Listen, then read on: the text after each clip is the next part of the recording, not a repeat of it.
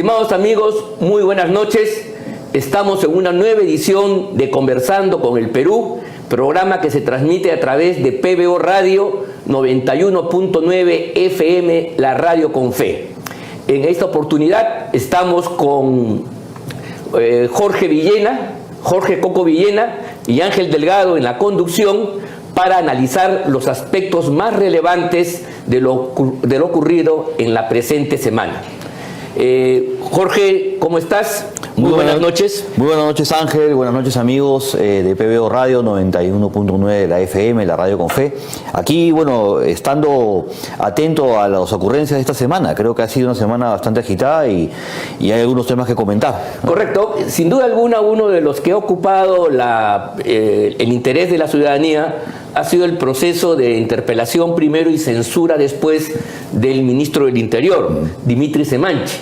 Este ministro ha sido acusado de ser responsable político, por lo menos, porque ese es el trámite de la censura, de la incapacidad de la Policía Nacional para poder capturar a un conjunto de prófugos, todos ellos vinculados a la cúpula gubernamental, al presidente Castillo, de modo tal que de esta manera él es el responsable político. ¿Cuál es tu opinión al respecto? ¿Cuál es la responsabilidad del señor Semanchi, más allá de las cosas que algunos defensores han salido a arguir? Bueno, evidentemente creo que una de las primeras acciones que tomó Semanchi fue modificar al personal de inteligencia y a las personas encargadas de precisamente hacer el seguimiento a estos principales prófugos de la justicia, ¿no? Además, no son cualquier prófugo de la justicia, son los más importantes funcionarios del Estado y las personas del círculo más cercano al presidente de la República. Entonces hay un interés muy alto por dar con el paradero de estas personas. O sea, en realidad has dicho una palabra que yo quiero subrayar. Personas que además, cuyo testimonio, una vez arrestados y empiecen a declarar o dedicarse o no a prestar un tipo de colaboración, van a comprometer sin duda alguna, ni más ni menos que a Pedro Castillo. Esta es la importancia del tema y por esto es que Semanchi no podía quedar indemne de este proceso de interpelación y censura. Y claro que sí, además hemos visto una serie de hechos policiales y fiscales, actuaciones en las que llegaban justamente cuando ya la persona que estaba bajo, como en el caso donde el exministro Silva, ¿no? Llegan a una casa en Puente Piedra o en Caraballo, creo que en uno de esos dos sitios, y encuentran que el señor acababa de irse. O sea, ellos tenían el control de la operación y alguien le pasó el dato a esa persona para que se vaya, sí, claro, y no lo logra encontrar la policía. Es obvio que en el caso de Silva, amigos míos, se sabía ya con anticipación, porque el fin de semana se había dictado la orden por parte del juez competente del apremio de captura de este personaje. Y el día lunes, inclusive, es de público conocimiento que ya ha estado dictando la orden que se transmite primero a la Policía Nacional para que cumpla su deber. Este señor se paseó por 1 y 2 medios de comunicación, inclusive con gente de seguridad del Estado que le da protección en su calidad de exministro. Y sin embargo no pasó nada ese día. Se dejaron que las cosas transcurrieran para tener este resultado que hoy ha llevado a la censura de Semanchi. Y ahí, además, no solamente eso, en el caso de Silva y en el caso de Pacheco y los sobrinos de Castillo, ninguno se presentó. O sea, cuando lo fueron a hacer el operativo fiscal de detención, el fiscal evidentemente no es el que detiene, el fiscal solicita al juez la orden de detención y pide a la policía el apoyo necesario para hacer el arresto, ¿no? Parece que en ese momento sonaron las alarmas y Pacheco y los sobrinos se esfumaron. Sí. O sea, el talán les llegó oportunamente y creo que esta deliberada inoperancia de la policía y de los servicios de inteligencia, de las personas que están vinculadas a la persecución del delito, tienen que tener un responsable, un correlato político, ¿no? Ya veremos si después hay una responsabilidad administrativa, política, penal o de otra naturaleza, pero por lo menos en una responsabilidad política, en este caso, la tiene de todas maneras el ministro que acaba de ser censurado con justa razón. Sí, podemos concluir que, vean ustedes, de una actuación parlamentaria quizás esta es la más legítima de todas. O sea, aquí no cabe ninguna duda de la responsabilidad política de Semanche y por cuál es merecedor de la censura y la obligación de renunciar al cargo. Aquí no hay ningún tipo de venganza política, de mecanismo subalterno, como después el señor Castillo ha salido a decir a los medios, quejándose amargamente, dice que 5 meses, falso, ha estado apenas 4 o 5 semanas frente al cargo, pero eso es anecdótico, porque lo importante es que esta es una censura absolutamente legítima. El señor Semanche no podía estar al frente de la Policía Nacional y ser el custodio del orden que nos preocupa a todos los peruanos, teniendo esta falla horrible que sin duda alguna es mucho más que falla, es una complicidad para que la investigación fiscal que se está llevando a cabo no llegue finalmente a donde debe llegar, a la arena, al terreno del propio Castillo, sin duda alguna. Y fíjate que esto es algo sintomático, ¿no? Porque ya nos hemos acostumbrado a que pongan en los ministerios a cualquier persona, literalmente cualquiera. Entonces, normalmente pues llegaba al cargo de ministro una persona que ya estaba encumbrada, con cierta experiencia, con un estatus profesional, académico, intelectual, político, y que dominaba la materia en la cual iba a ser ministro de la cartera. Entonces, si iba a haber una persona que iba a ocupar el cargo de Interior, tenía que ser una persona pues que tuviera pues al menos los principios, las cosas, la trayectoria necesaria para el cargo, ¿no? Lo mismo claro, en salud, en educación, en justicia, ¿no? Debe ir pues un jurista reconocido. Ponen a cualquier mequetrefe de ministro de Interior que con tal de quedarse en el cargo de ministro y tener su bandita, un par de semanas, es capaz de cualquier cosa. Sí. Entonces, ese es el tema, ¿no? Ya el cargo de ministro ha perdido la prestancia, el peso que tenía y, digamos, era el final de una carrera profesional para una persona que tenía una trayectoria no respetable, ¿no? Llegar a cargo de ministro para poder de alguna manera encumbrar su profesión y servir al país, poniendo al servicio no solamente su experiencia, sino también su trayectoria, su honestidad. Entonces, una persona de ese nivel no va pues a prestarse para este tipo de triquiñuelas, de esconder y hacer fugar a un sinvergüenza. Poniendo por medio de su prestigio. Por eso, ¿no? Entonces, claro, que en este caso, como no lo tiene, recién él arranca aventureramente a ver qué pasa. Mira, la cosa es tan clara de que incluso la bancada exoficialista de Perú Libre ha votado por la censura. Se ha sumado a las otras bancadas y al clamor popular de poner fuera a este sujeto que no reúne ninguna condición y que permite una burla a la nación. ¿Qué significa para ti esta votación de Perú Libre y el anuncio que hizo hace unos días atrás el Comité Central, la dirección de Perú Libre, de invitar a Castillo a renunciar con la subsecuente renuncia del mismo al día siguiente? Este escenario, ¿en qué medida va a modificar y va a impactar en los acontecimientos futuros del destino nacional? ¿Cómo ves tú estos hechos? Algunos han dicho que son cortinas de humo, en fin. Los rojos están acostumbrados a pelearse entre ellos normalmente por rancharse cargos, prebendas, ventajas, canongias, ¿no? Chambitas, ¿no? Esa es su naturaleza de ellos, ¿no? Ellos quieren conseguir a través del Estado lo que jamás podrán lograr en la vía privada por sus propios méritos. Entonces, esa es su motivación más grande. Y tengo entendido, ¿no? Y eso es algo que seguramente tú también debes haber escuchado, porque eres una persona que está enterada de la actualidad política y tenemos de alguna manera la posibilidad de escuchar algunos comentarios de lo que se va a venir.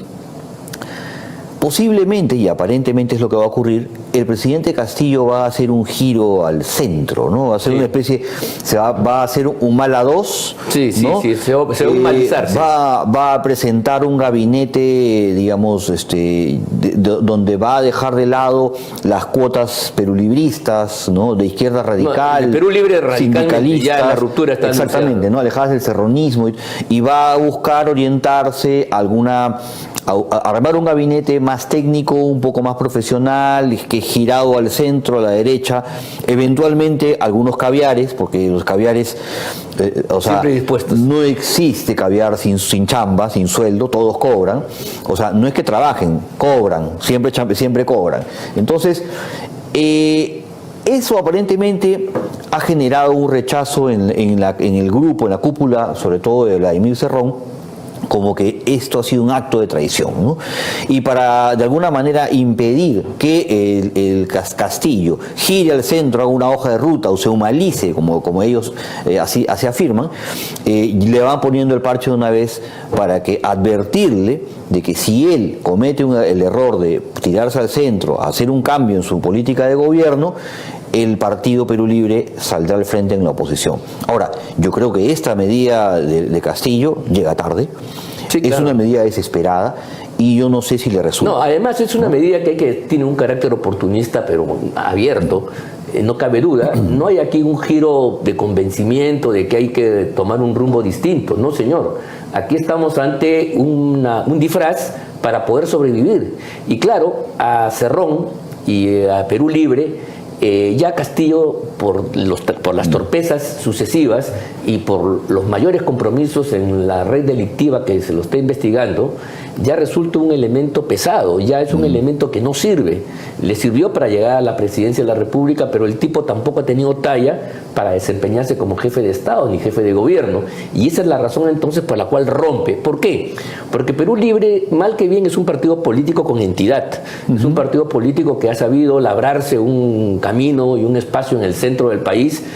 Tiene un control importante del gobierno regional, de las municipalidades, provinciales y distritales, y ha dado un salto a nivel nacional. Entonces, esta trayectoria, este futuro de Perú Libre, no puede verse ensombrecido con la carga de un personaje que finalmente, más allá de cualquier política, se vuelve un delincuente. Creo que estamos ante eso, estamos ante un jefe de banda, o sea, y ya el izquierdismo para Castillo pasa a tercer lugar y estamos ante la salvación de los crímenes cometidos. Yo creo que la gente que nos está escuchando esta noche se va a dar cuenta claramente que el problema de Castillo ya no es si es de derecha o de izquierda, o si es radical, o si es conservador, o si da un giro al centro, se humaniza.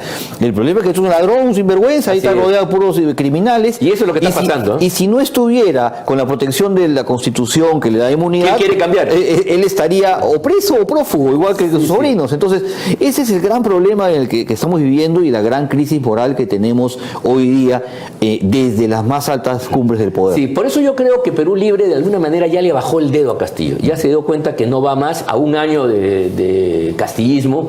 Bueno, hasta el más torpe se da cuenta, y la verdad no hay por qué menospreciar a Perú Libre, hay gente con habilidad, con inteligencia para darse cuenta de las cosas, y entonces, según el semanario de Hildebrand y otros analistas, estaría apostando a retomar poder. ¿Con quién?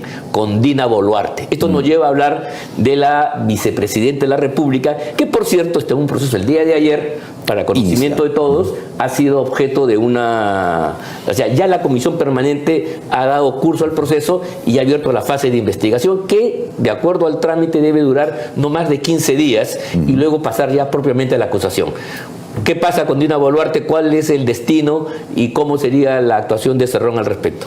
Bueno, creo que Dina Boluarte y Cerrón, ante las cámaras, ante la opinión pública, se han distanciado. Ella renunció al partido, marcó distancia, pero tienen una amistad muy larga y creo que Dina Boluarte es mucho más cercana y amiga de Cerrón de lo que ha sido Pedro Castillo. Ella ha sido militante anteriormente, hay que recordar eso, amigos. Incluso Dina Boluarte hacía la chanchita en su cuenta corriente del banco para poder pagar las fianzas y las reparaciones de Cerrón ante la justicia. Entonces, además, vicepresidenta no es cualquier cosa, ¿no? Claro, para que Cerrón la haya puesto en la plancha, debe ser una persona que ha demostrado pues una cercanía, una confianza muy grande hacia Cerrón, ¿no? Perú Libre es de Cerrón, es su partido.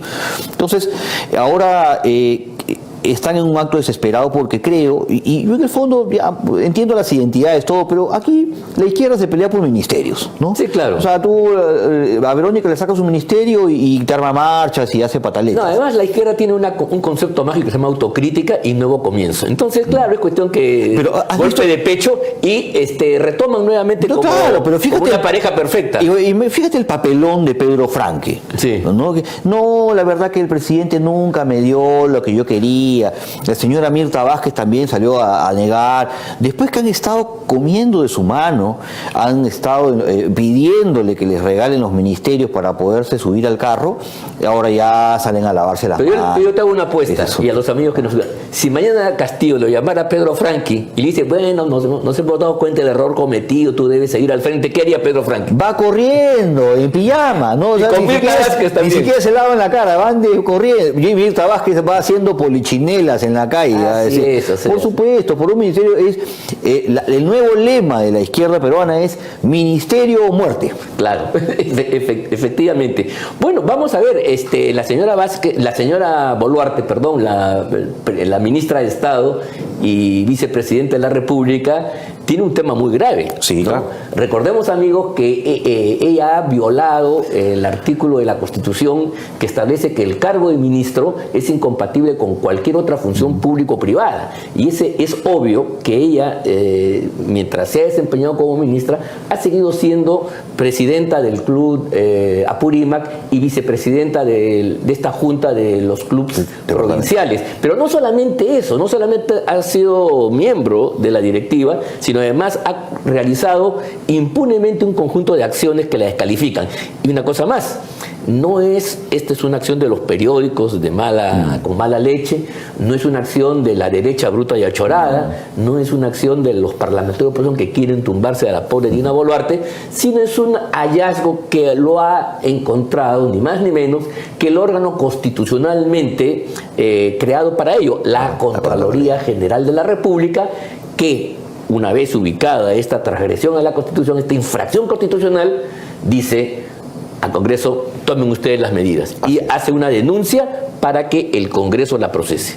Así es. Y necesita que el Congreso primero haga la destitución del cargo para que la Contraloría después realice las acciones administrativas que correspondan. Evidentemente, Dina Boluarte, por su falta de experiencia o qué sé yo, de repente han pensado pues que con el cargo pueden hacer lo que quieren, ¿no?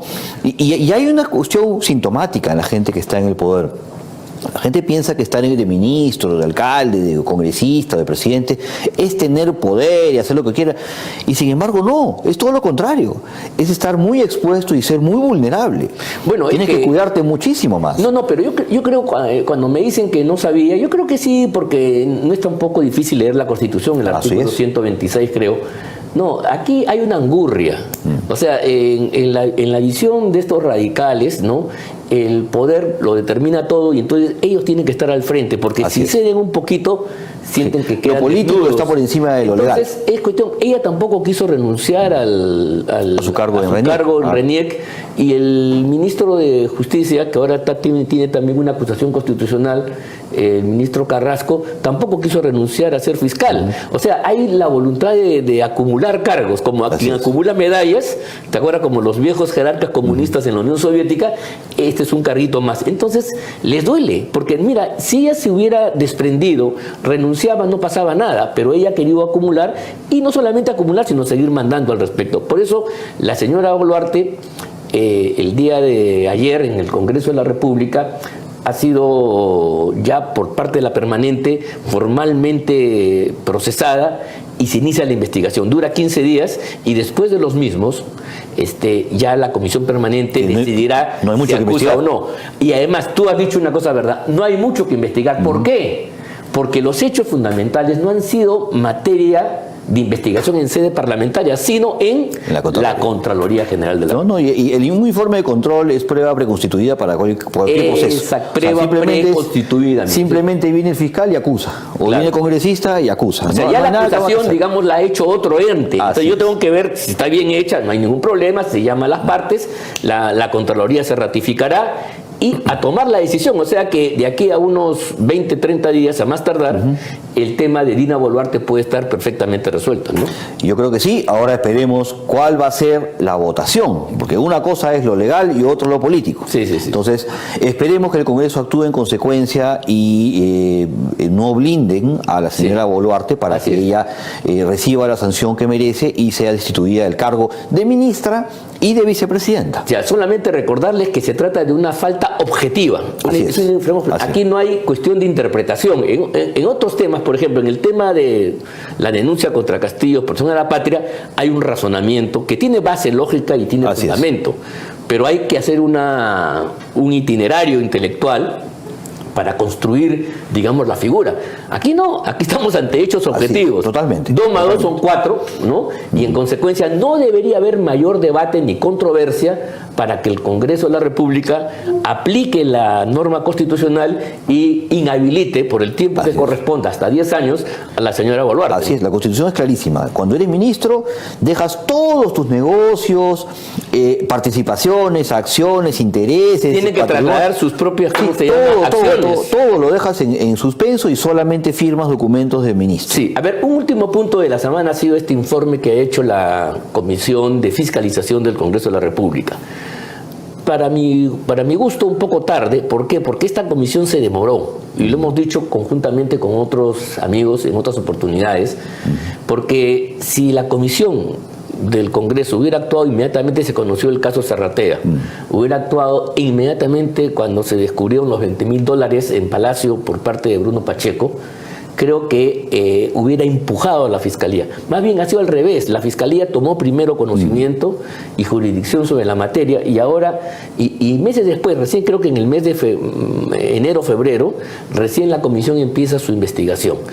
Tarde, pero más vale tarde que nunca. Bueno, y finalmente lo que ellos plantean es más o menos, repite la hipótesis que ya la Fiscalía había señalado, de que el señor Castillo es procesado por jefe de banda, por cabecilla de una organización criminal. Y de alguna manera, para poder reivindicarse con la opinión pública y con los críticos del trabajo de la Comisión de Fiscalización, dentro de los cuales me incluyo, ha hecho un informe de casi 400 páginas, enciclopédico, donde ha prácticamente hecho un recuento de todos los casos por los que Castillo está siendo investigado y de los que está siendo acusado. Entonces, está ahí, por ejemplo, los ascensos, está el tema de las presiones para hacer favores en la SUNAT, o sea, está el tema de Pacheco, el tema de Serratea, de Carelín, o sea, prácticamente hay es un compendio de delitos, el de los cuales el señor Castillo estaría siendo procesado y acusado. Entonces, de alguna manera este informe resume los 12 meses de gobierno en todo su ámbito, en toda su faceta criminal, ¿no? Entonces creo que esta situación debería ser atendida con prontitud en el seno del Congreso para que puedan tomar las acciones pertinentes, y otra vez está en manos de la fiscal de la Nación, la actual fiscal de la Nación, que entiendo yo es una fiscal nueva. Sí, tiene un mérito correspondiente, porque mira, la Fiscalía ha pasado por una crisis gravísima. Yo creo que hay que decirlo con todas sus letras, amigos, ¿no? Fue la destruida Fiscalía en los últimos años fue capturada por el caviaraje, por los rojos, por los lagartos. Dices exactamente, por los lagartos, y se puso al servicio de los reptiles, y con ellos persiguió a los enemigos políticos. Mira tú, consiguió su efecto político. Claro, jurídicamente ningún juicio, ningún preso realmente, pero digamos, cumplió su objetivo, y en consecuencia hay una mancha en la historia del Ministerio Público que espero que la doctora Benavides, haciendo eco de sus palabras, pueda superar, ¿no? Yo espero que sí. Creo que la doctora Benavides ha sido una fiscal que se ha mantenido, digamos, lejos de los reflectores, de los protagonismos, de las consignas ideológicas y políticas que ha caracterizado a los últimos fiscales. Esperemos que actúe de manera profesional, ¿no? Y en consecuencia haga las investigaciones de acuerdo a ley, sin sesgos y sin privilegios. Y esto hay que decirlo porque el informe finalmente del Congreso, el dictamen aprobado en la comisión, tiene una sola consecuencia. Eso es lo que a veces no se entiende. De ahí no se pasa a una acción, sino se pone a conocimiento del Ministerio Público, ¿no? Es prueba preconstituida. Es una prueba preconstituida, pero finalmente es la Fiscalía la que, en base a ese insumo, tiene que desarrollar una investigación. En este caso, los tiempos coinciden, la Fiscalía ya está investigando esto, refuerza, dará algunos elementos más si es que lo hace efectivamente, porque yo creo que el mérito es que el que tú has dicho es una crónica, y en esa medida es importante, pero no creo que aporte nada nuevo, sobre todo si te pones a pensar que los elementos definitivos para poder condenar a Castillo y llevar a fondo la investigación están en manos de la Fiscalía. Lo más importante, por ejemplo, no está en manos del informe las declaraciones ni la colaboración de la señora Karen López, pero tampoco están, por ejemplo, el paquete de audios que ha ofrecido el señor Villaverde, claro, ¿no? que está que a mi juicio, materia. no sé si tú estás de acuerdo conmigo, a mi juicio ese es digamos, el elemento principalísimo. Ahí está la para carne. Ahí está la carne del asunto. En esta época digital, amigos, el tema del audio, el video o el sonido que se pueda grabar y captar es definitivo. Vale más que 1000 razonamientos, que 1 millón de palabras, que un montón de hojas al respecto, y por lo tanto yo creo que la prueba de fuego para, digamos, medir la actuación de la fiscal no es ni más ni menos que garantizar que ese conjunto de pruebas que ha cambiado el curso de la investigación y ha puesto a Castillo contra las cuerdas sea preservado. ¿Y esto qué significa? Así es. Significa concretamente lo siguiente: admitir a Samir Villaverde como colaborador eficaz, darle las garantías, escarcelarlo, para que ese elemento probatorio pueda, digamos, cumplir su objetivo. Y en segundo lugar, lo más importante es que acusen al presidente de la República. Así es. Eso no como Zoraida Ábalos, que dijo, yo lo voy a investigar, pero cuando acabe su mandato. Correcto. Eso es el Así es. Bien, amigos, llegamos al tiempo de la pausa. Vamos a pasar a comerciales en su programa Conversando con el Perú. Hasta unos instantes.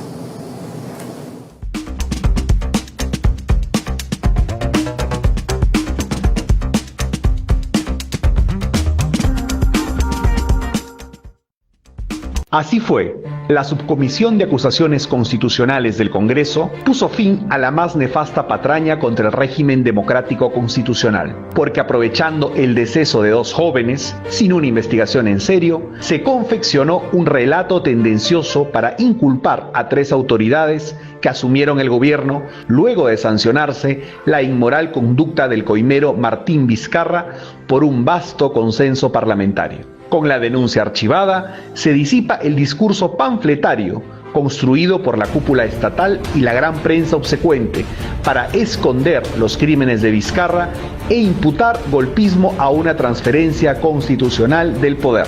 Entre el llanto de extremistas y caviares, se ha desechado esa pseudo-memoria colectiva destinada a generar un sentido común antirrepublicano, capaz de erosionar las bases mismas de la democracia peruana. Se hizo justicia.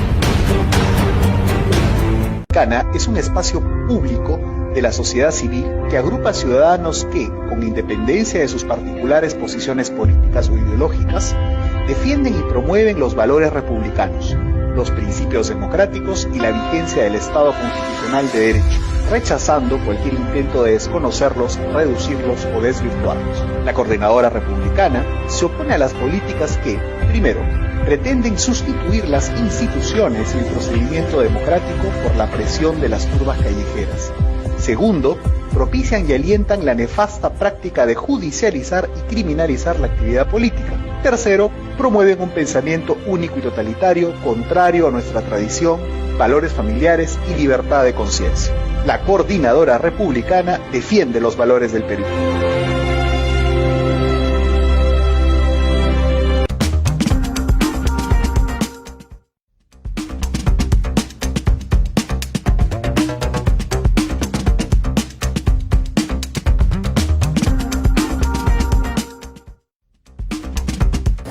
Estimados amigos, retomamos su programa Conversando con el Perú. En esta oportunidad tenemos la gratísima presencia de Francisco Díez-Canseco, un hombre demócrata de amplia trayectoria en el acontecer político peruano.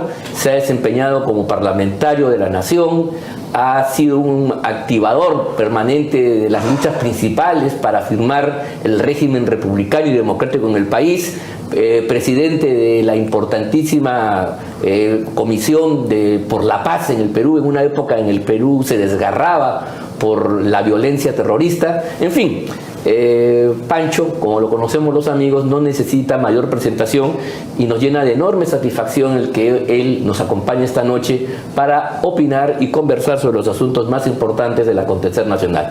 Coco Villena, tú adelante con las primeras preguntas. Buenas noches, Pancho, es un honor tenerte aquí en el set. Y queríamos comentar, en el primer bloque hablábamos con Ángel acerca de estos enfrentamientos que había entre Perú Libre y el presidente Castillo. Aparentemente, ¿no?, ya se están anunciando algunos cambios en 28 de julio y eso habría propiciado que Cerrón y su partido tomen distancia del gobierno. Entonces, ¿Qué opinión te merece todo este juego de cartas, de renuncias y de aparentemente deslealtades que hay dentro del gobierno? En primer lugar, yo a ninguno de los dos le creo absolutamente nada. Estamos refiriéndonos a un par de delincuentes. Pues esa es la realidad. Cerrón tiene ya sentencia firme en la Suprema.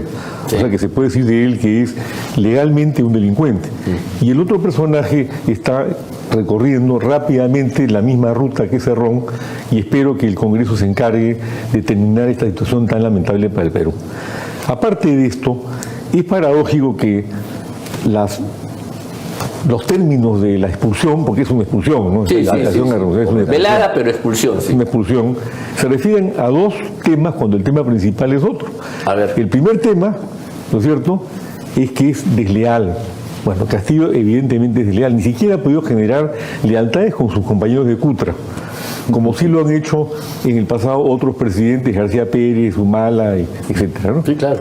Y en segundo lugar, lo acusa de haberse vuelto neoliberal.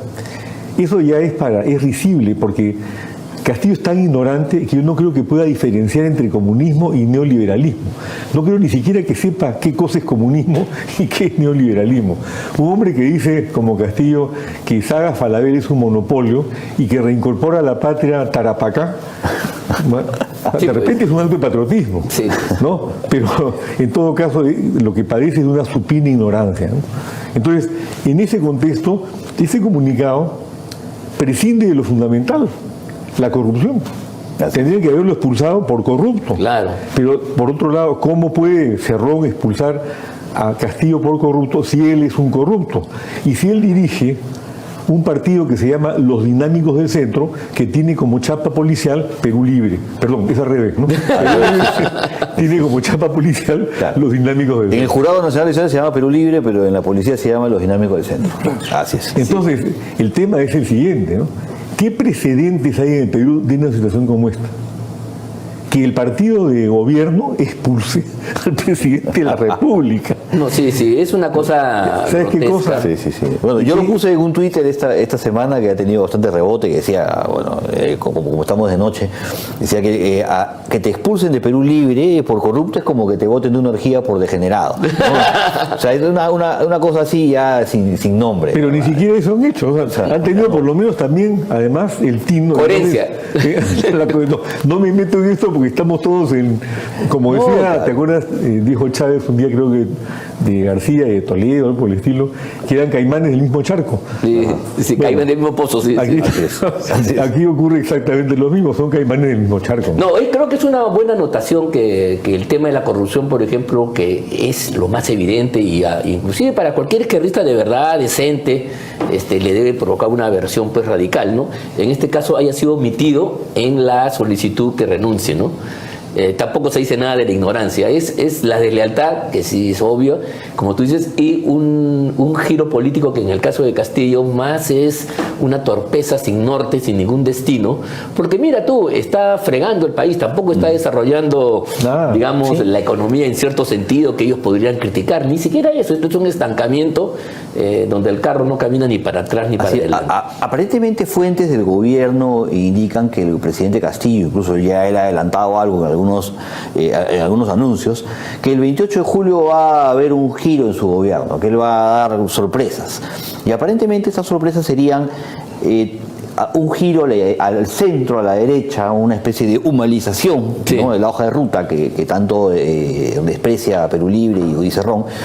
Y esto obviamente ha causado digamos, la ansiedad de los caviares, que tienen pues siempre gran apetito por los ministerios, ¿no? Esta izquierda ministerial de los puestos públicos y de los altos cargos y planillas doradas del Estado, ¿no? Entonces creo que esta situación del anuncio ha generado que el Perú Libre ya le ponga el parche y lo amenace ya concretamente con una destitución o vacancia o lo que sea con sus votos en el Congreso. Entonces creo que viene a ser una pugna, ¿no?, desde la izquierda y desde los caviares, a ver quién gana más ministerios. Pero si me permites, pero también una recomposición, porque Hildebrand decía en un análisis de su semanario de que parece ser que se ha producido una suerte de reencuentro con Dina Boluarte. Se habían peleado, a pesar que eran, como tú bien has dicho, Coco, muy cercanos.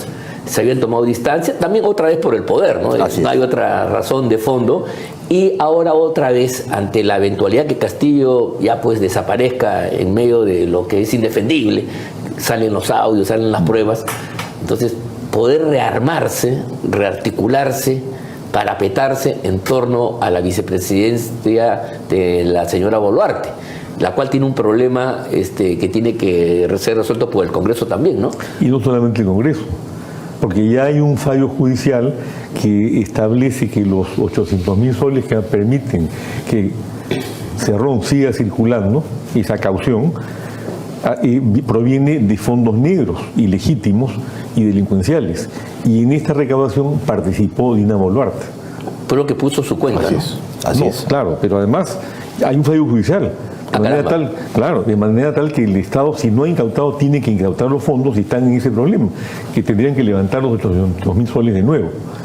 Y por eso creo que plantearon un gran corpus y después lo han retirado y están en ese tipo de tinteridad. Eso es por un lado. Por el otro lado, yo estoy casi convencido que la jugada es esa. Cerrón está apostando a Dina Boluarte, porque este personaje ya no da para más. Ya no apagó, ya no sirve. Ya no sirve. Ya no ¿no es cierto? sirve, Entonces, sí. Claro. y claro, Son actos sacarla a la desesperados. Boluarte ya le da por lo menos más tiempo para seguir cutreando con el Estado. Y en cuanto a lo que tú comentabas, sería bueno recordar que la política económica que ha seguido Castillo, bueno, no Castillo, este gobierno circense, es una política que no es de extrema izquierda, una política de centro, es una política socialdemócrata. Es una política que se vincula a la economía social de mercado que rige en nuestra Constitución y que ellos rechazan, porque para Cerrón la economía social de mercado es lo mismo que una economía neoliberal. Así es, Lo cual ahí no distingue, sí. Claro, no distingue. Quizás con un Lo cual corte más demuestra- keynesiano en lo económico, ¿no? Pero en fin, Full gasto. Sí, claro. entonces el Con tema énfasis es, en gasto. ¿qué es lo que ha hecho Castillo? Si Castillo va a girar hacia el centro, tendrá que irse nuevamente por la economía social de mercado o ser abiertamente mercantilista, porque en el Perú no hay ni economía social de mercado ni economía neoliberal. Lo que hay es una economía mercantilista. Sí, más Una prueba al fundamental. canto del asunto es que, por ejemplo, ellos reclaman que con su nueva constitución van a eliminar los monopolios, pero para eso no requieren de nueva constitución. Así es. Basta leer el artículo 61 de la Constitución, que están prohibidos los monopolios en el Perú. Y tienen a Indecopi, un organismo que manejan ellos, que justamente tiene como objeto luchar contra el acaparamiento, y las condiciones de dominio. Y los una ley precios y todas esas que cosas. salió en la época del primer gobierno de García, yo estaba en esa época en la Comisión Bicameral de Economía, y recuerdo que mandó un proyecto de ley, García, con enmendaduras a mano, pésimamente mal redactado. Yo redacté un proyecto de ley real y efectivo, con la asesoría de mi primo Lucho Descanseco, que es el primer experto en ese tema Sí. en el Perú, y entró a debate en la Cámara de Diputados, y como los apristas en ese momento no querían que se aprobara realmente la ley antimonopolios porque estaban amarrados con todos los monopolios del Perú, me ofrecieron un viaje a Bolivia, me querían mandar de paseo el día del debate. Cosa que, bueno, repitieron varias oportunidades. Yo no acepté, por supuesto, pero la ley nunca salió. Ahí está, hay varios proyectos de ley antimonopolios y, por supuesto, el artículo 61 de la Constitución del 93, que es clarísimo. Así es. Entonces, ¿qué ha hecho este personaje en materia de la lucha contra los monopolios? Nada. ¿Qué ha hecho contra Repsol, por ejemplo? Nada. Que nos ha agredido directamente a Nada. la ecología. No, nada. Más allá de las palabras, nada. ¿Y qué ha hecho por el agro? Y hablando de No, Repsol- pero la lucha antimonopólica, pues, o sea... Y hablando de Repsol, viene el otro tema, ¿no? El petróleo. El Perú importa el 84% de su consumo. Ajá. El precio del petróleo ha subido entre junio del año pasado y junio de este año 64%, el Brent. Y el Texas, el West Texas anda por ahí. En ese escenario, ¿qué hace el gobierno? Dan una ley por la cual se eliminó el impuesto selectivo al consumo hasta el 30 de junio. Sí, Por eso es que se ha disparado el precio del combustible de nuevo. porque ya acabó. Claro, ya acabó este subsidio, vamos a decir. Sí. En segundo lugar, Es importante, y a eso- no lo habían advertido, eso es un tema importante el que tú estás señalando, que ya acabó justamente la norma Claro. que de alguna manera permitía vanamente, Ajá. infructuosamente frenar el precio. y tenemos- Ahora ya está libre. en el Perú, el precio del combustible es el más alto de América Latina. Sí. Por la composición y la carga tributaria, ¿no? No solamente por Básicamente. eso, porque aquí hay un oligopolio, volviendo a los monopolios y los oligopolios. son 3 o 4 distribuidoras. Ya, y yo recuerdo un estudio que hizo hace años Hernán Garrido Leca sobre el tema, cómo se manejaban los precios. Porque si tú tienes 4 o 5 compañías dominando el mercado, es inevitable que haya concertación. Claro. A menos que haya regulación, es lo que hay en Europa, por ejemplo, cuando Europa, que tiene una tesis diferente sobre el monopolio que los americanos, se habla de posición dominante en el mercado, Ajá. el Estado interviene, o interviene la Comunidad Europea y regula. No es interventor, no te quita el negocio, no se trepa encima de él, pero señores, a ver, ustedes están concertando, a ver, vamos a ver cómo Claro, se figura. claro. Bueno, Legítimo, ¿eh? eso es lo que tendría que hacer. Además, constitucionalmente el gobierno del Perú el día Lo de hoy. puede hacer. Y no solamente para efectos del petróleo, sino también, por ejemplo, para efectos del pan. Dan esta norma totalmente antitécnica, eliminando el IGB para la venta de 5 productos de la canasta básica, y se olvidan que detrás de ese IGB hay toda una cadena. hay una cadena. Y han tenido que modificarla inconstitucionalmente a través de un decreto supremo. Porque se incorporaba el costo y, por supuesto, se trasladaba vía precio, no vía IGB al consumidor final. Esta metida de pata viene acompañada de la segunda metida de pata. El 40% del trigo que se importa en el Perú lo maneja un grupo económico. Y el 60% restante, 3 empresas más. Es otro oligopolio. Sí, pues. Entonces, ahí lo que te queda es, porque no tienes tiempo para decir, señor, constitucionalmente me tiro además no tienen la fuerza para hacerlo. No tiene la fuerza. Como hicieron en Estados Unidos con la Sherman Act a partir de 1890, que se tumbaron al Standard Oil y luego se han tumbado a la AT&T, etcétera, y las han convertido en 10 compañías para que compitan entre sí. Acá no pueden hacerlo. No saben cómo hacerlo, no tienen capacidad de hacerlo. No saben cómo Además, les rompen la mano y se acabó el asunto. Mira, lo que estás diciendo es gravísimo y yo quisiera que los amigos reparemos. O sea, la gran bandera antimonopólica de este gobierno, que además debería ser una bandera de la izquierda en general y que lleva a cambiar la Constitución según ellos, es a lo que no han hecho nada, no están haciendo nada. Todos nosotros. Claro, o sea, todos estamos de acuerdo con eso. Porque tú pero eres es un neoliberal, inconsecuente. no puedes conciliar con el monopolio. El no hay libre monopolio es enemigo de competencia. todos, pues. No, pero hay mecanismos de mercado, como los ha señalado Pancho, para poder de alguna manera dividir y impedir estas posiciones de dominio. No, Pero pues, quienes y están... conciliar. Acá lo que tiene que hacer Claro. el gobierno, bueno, este gobierno, quien entre, ya, es sentarse con los importadores de trigo y decir, señores, a ver, estamos dando estas ventajas tributarias. No son para ustedes, son para el consumidor. Claro. Pongámonos de acuerdo sobre esto, porque esta es una emergencia y constitucionalmente en una economía social de mercado nosotros tenemos que intervenir con ustedes. Ese es un tema. Y el tercer tema... Lo que quieren hacer es un monopolio, o sea, sacar un monopolio para poner el de ellos, que es un monopolio del tampoco, Estado. por eso, pues, Eso de sería ninguna terrible. manera, eso es peor que la Así lavada que la camisa. Entonces, ¿no? ese es también, digamos, el discurso que la izquierda ha tomado para, de alguna manera, reemplazar la actividad privada, que mal que bien puede tener fallas y se pueden corregir bajo estos mecanismos de Claro, mercado. nosotros aquí no estamos defendiendo a ultranza, digamos, un mercado que tiene fallas, sino justamente el rol del Estado democrático es corregir para que el mercado funcione como debe ser. De repente aquí vamos a hacer volver a ENSI. Que haya competencia. Que haya competencia. En un sistema oligopólico como el que existe en el Perú, no hay competencia. Claro, entre 3, 4 se ponen de acuerdo Y inevitablemente. eso pasa con el petróleo, o con los combustibles. Con la importación. Eso Las pasa con el farmacias. trigo. Eso pasa con el pollo.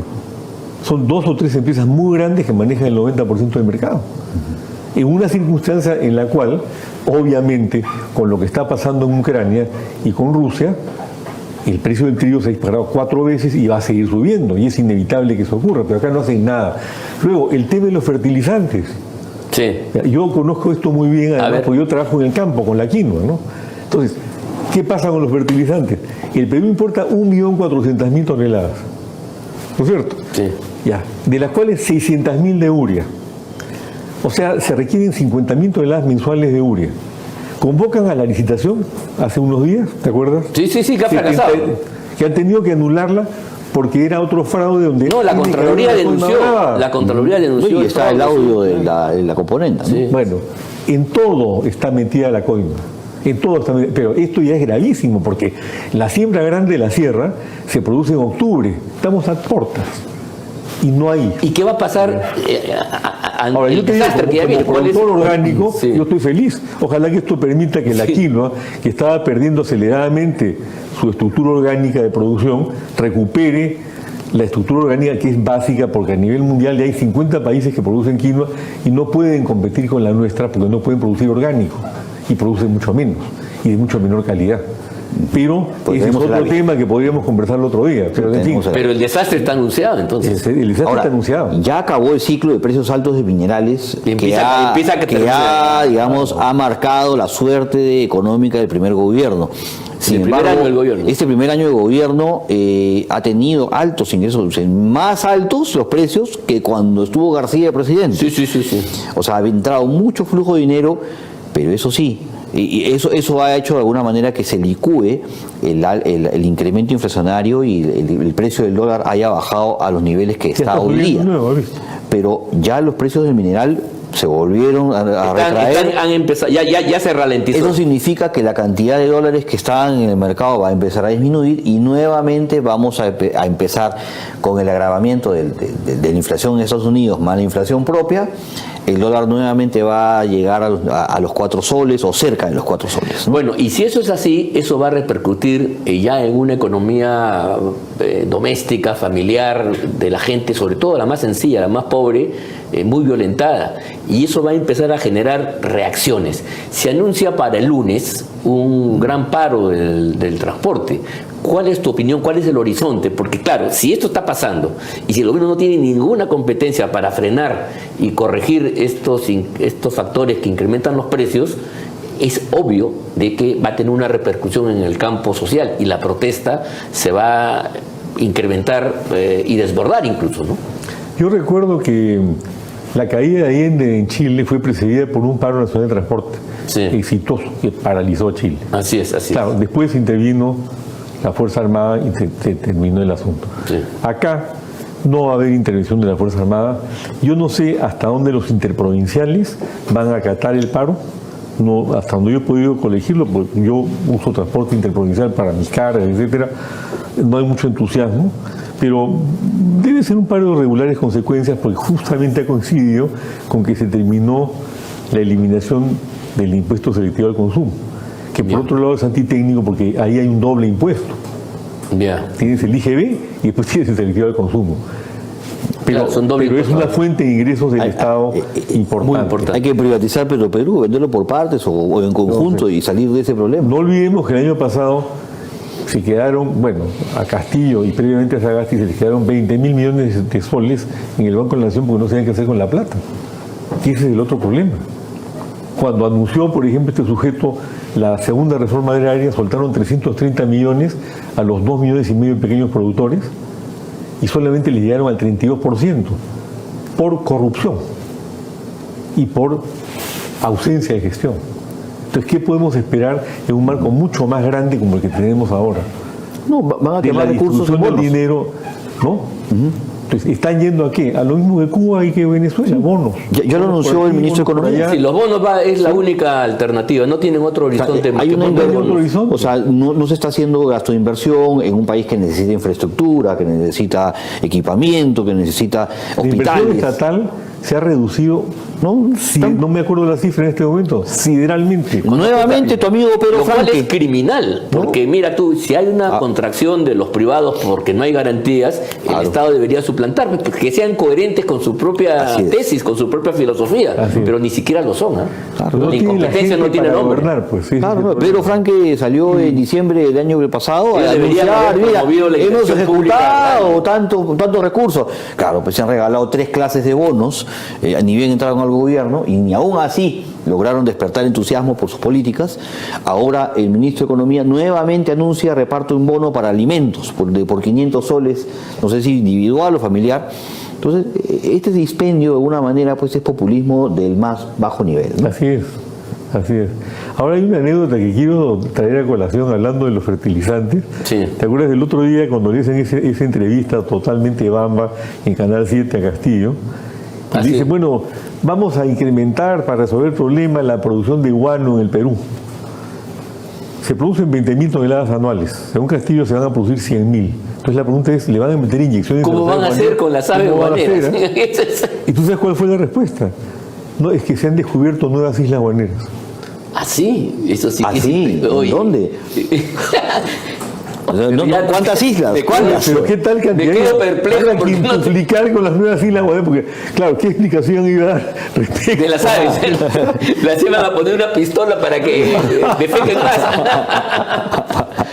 Impresionante. Así estábamos, de verdad. Oye, no, pero además, Nuevas Islas Guaneras ya, No, cuando ya todo está descubierto, realmente no tiene... No, ya... Bueno, y ese señor es magíster. Si no fuera trágico, la verdad que sería un chiste de Es un campeonato. circo, pero es trágico, ¿no? Pero es trágico. Entonces, ¿cómo ves pues el futuro?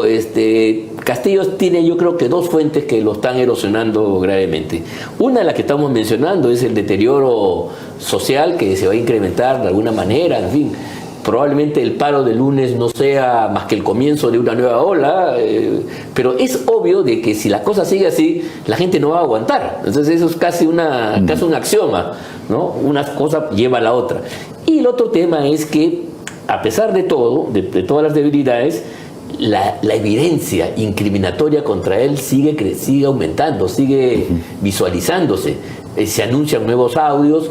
La nueva fiscal, ojalá que cumpla su cometido, ha prometido enmendar rumbos y ponerse a la cabeza de esta investigación, ojalá que así sea, pero todo hace pensar de que entre la protesta social, por un lado, y el descubrimiento de cómo Castillo está involucrado en estos de corrupción, ¿no? Ahí está la fuente de su desaparición, de su caída, ¿no? A mí me preocupa, ¿sabes qué cosa? El tema de corrupción. Cuando tú hilvanas y dices, bueno, en el Perú, García Pérez destruyó al Perú entre el 85 y el 90, además un corrupto, y lo reeligieron. En Filipinas acaban de elegir al hijo de Ferdinand Marcos, un dictador, Sí. un cleptócrata. Sí. ¿No te acuerdas de la mujer tenía Sí, sí. 10.000 pares de zapatos? La señora era un ejemplo mundial. Y ahí lo he visto al hijo de Marcos, reelegido por abrumadora mayoría, acompañado de su señora madre, que tiene 93 años y con zapatos nuevos, por supuesto. ¿No? Tenía una colección impresionante, sí, Impresionante, era una ¿no? diva, pero de armas tomar. De armas tomar. Entonces, ¿qué pasa con la corrupción?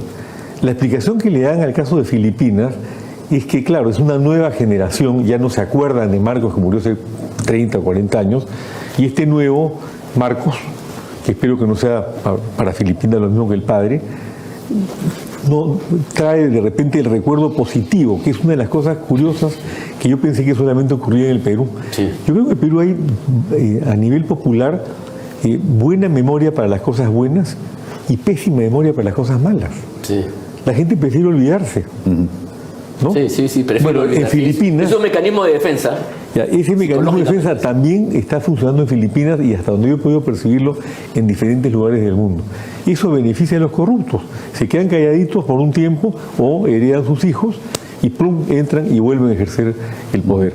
Y eso es algo que tenemos que tener muy en mente también, porque así como hay una, ¿cómo se llama esta? La Comisión de la Memoria o De la verdad. de la verdad, de la mentira en realidad, para recordar una serie de mentiras inventadas por los caviares, Sí. deberíamos crear una especie de comisión de la verdad para que quede siempre presente en la mente del pueblo peruano quiénes son los corruptos que han hundido al país durante todos estos años. Sí, pues. Porque Castillo emerge, ¿por qué motivo? Por desinformación, por ignorancia y por un sentido de protesta desviado por la desinformación y la ignorancia hacia un personaje que era peor que los anteriores. Sí, pues. Porque ha sumado a la corrupción la ignorancia. Ajá. Sí, Muy bien ¿no? dicho, ¿no? Castillo es un acto de venganza del electorado hacia toda la clase política que vio durante los últimos años desfilar a todos los políticos con o mayor responsabilidad, con o mayor o menor medida de razones legales, pero los ha visto a todos desfilando por la Fiscalía, el penal, vinculados a actos de corrupción. Esto creo que es el síntoma de la gente ha ido a hacer justicia a las urnas y se ha vengado de Claro, esta solo clase que política. es una venganza mal hecha porque se sacrifica a uno mismo. ¿no? No, yo creo que O sea, quienes... para la prueba. No, y ¿sabes qué cosa? Quienes impulsaron esto Muy fueron... entendido, ¿no? Quienes impulsaron esto, que era el Vizcarra y los caviares, ellos pensaron destruir a todos los enemigos para poder ganar ellos por walkover, ¿no? Sí. Pero Y le por fue otro mal. lado, yo creo que lo que ha habido es esta reacción popular. La han enfocado muy bien los asesores de Cerrón, el G2 y los cubanos, ¿no? Que saben manejar estas cosas, porque te inventan un personaje. Es lo que dice Ángel Gustave Le Bon. Sí. ¿No? Le Bon Gustavo dice, Le Bon, claro, claro. cuando hay un hueco, un espacio abierto en el electorado, el propio electorado lo llena. Así es. Entonces han inventado un personaje, como Ahora, inventaron a Fujimori en el 90. Me dicen que ¿Te Maxi acuerdas? Aguiar está vivito y coleando andando por Lima. ¿Quién? Maxi Aguiar, el de- recordado asesor de Lagarto. De Lagarto, claro. Sí, claro. Que estimulaba que Vizcarra enfrentaba y pechara Sí, al sí, Congreso pidiendo su cierre. Y nuevamente está por aquí y coincidentemente Castillo ha emprendido una campaña para el cierre del Congreso. Entonces creo que esas cosas no son casuales, ¿no? Muy bien, amigos, verdaderamente ha sido un gran gusto. Mira, podríamos seguir hablando sin fin. El programa tiene sus límites. Llegamos pues a la culminación de esta nueva edición de Conversando con el Perú, que se transmite por PBO Radio 91.9 FM, la radio con fe, y las redes sociales de la Coordinadora Republicana y el portal La Abeja. Ha sido para mí, Ángel Delgado, un gran gusto estar con todos ustedes, y para que te despidas, mi estimado Coco Villena. Muy buenas noches a todos los oyentes de PBO Radio 91.9 de la FM, la radio con fe. Muchas gracias a don Pancho Descaseco por su presencia en esta edición, y muy buenas noches a todos ustedes, queridos amigos. Hasta la próxima semana, hasta el próximo sábado. Muchas gracias.